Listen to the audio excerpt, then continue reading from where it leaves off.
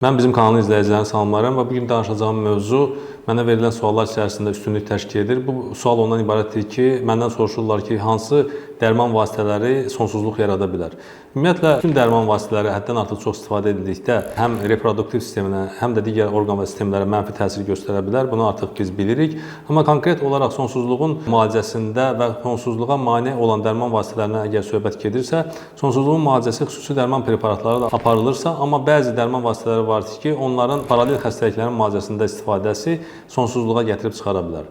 Bu hansı dərman vasitələridir? Bunlar sitostatiklərdir, bunlar antibiotiklər, hipotenziv dərman preparatları, diuretiklər, eyni zamanda trankvilizatorlar, antidepressantlardır ki, məhz psixoloji problemlərin müalicəsində istifadə olunan bəzi dərman preparatları normadan artıq, dozadan artıq istifadə edildikdə bunlar sonsuzluğun əmələ gəlməsinə, fertillik qabiliyyətinin aşağı düşməsinə səbəb olur ki, əsasən spermatozoidlərinin kəmiyyət və keyfiyyətinin aşağı düşməsi sonda gətirib sonsuzluğa gətirib çıxarır. Bu dərman preparatlarının qəbulu zamanı prolaktin hormonunun artması digər hormonal sistemdə də problemlər yaradır ki, bunların qarşısını vaxtında almaq lazımdır ki, sonda sonsuzluq baş verməsin.